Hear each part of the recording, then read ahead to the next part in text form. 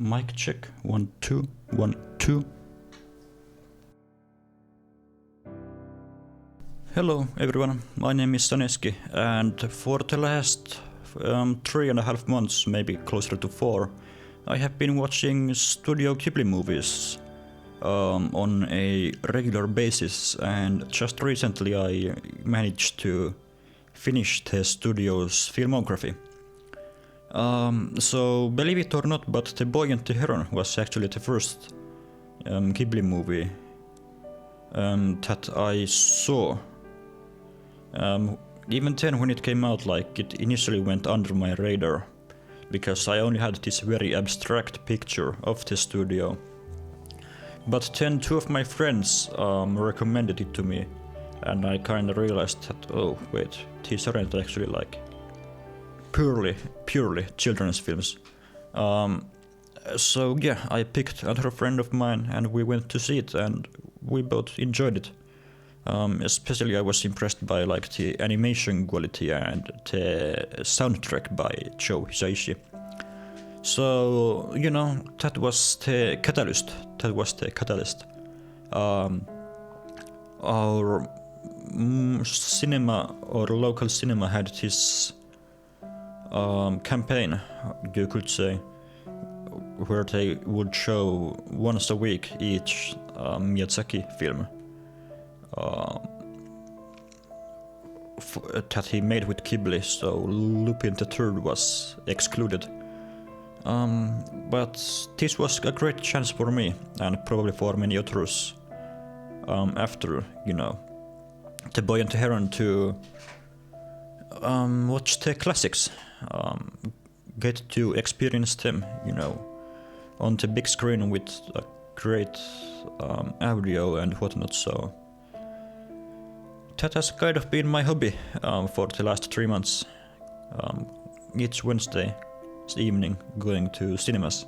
And I have to say that I'm really surprised that no one has managed to talk me over before, and I'm also really happy that I went to see them, because I believe that many of these studios' films are like among like ones that you could call essential for just about anyone who watches movies more regularly. Not just like anime fans or animation fans or whatever, but like many of them are actually like some of the best movies I've ever seen. Most of these films, like, I would rank very highly within like my total filmography that I've seen. I also moved now in February, which kinda gave me a good chance or opportunity to decorate my room, so, you know, now there's a Ghibli corner here where my computer is at. But again, coming back to Miyazaki in particular, like, I'm really impressed with how many layers these movies had. With the exception of The Wind Rises, maybe. Like, these are all children's movies, or ones that you could show to children and they would probably like stay entertained throughout the film, with all of these low fantasy elements. But despite that, like, there are so many additional layers that probably will go unnoticed from a young viewer, and that was like what kept me hooked throughout. Ponyo is probably the prime example. It's maybe like the most childish film, with the most linear characters, youngest protagonist as well. You know, he's aged at like a kindergarten age. But despite that, like, there are all these themes about environmentalism, even, you know, love, obviously. And I was especially surprised by, you know, the how do you pronounce it? Representation of tsunamis that Miyazaki went with, because, like, they are fucking scary. Almost like an godly or otherworldly phenomena that has been affecting Japanese people and the culture for throughout the country's history. So, you know, when Miyazaki comes in and turns it into the waves into fishes that Ponyo is riding upon, like I was just like in awe, like how does he do it? And it's not like this is the only example, like if there is any red line or any point that I'm trying to get across, it's this, that go and see the films. I believe that they are suitable for just about anyone. If you like take the entire studio, there are a few misses. You know, Ocean Waves was just bad. Like the runtime was way too short. The characters didn't really manage to build any kind of dynamics during the runtime. Then there were like the Tales from the Earthsea and the other film by Miyazaki's son that were kind of mid. But like with those three exceptions, like I think they were all great to a degree. And I could honestly recommend many others. The Red Turtle was a very positive surprise. The Grave of the Fireflies was just heartbreaking. Whisper of the Heart was amazing. From Up the Poppy Hill was amazing.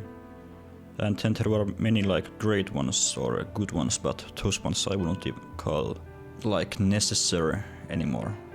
Or essential is the word I'm looking for. But yeah, that's kind of what I've been doing for the last 4 months. I also started Rewrite, but that one hasn't really been to my liking, so it's been a bit of a slug going through that.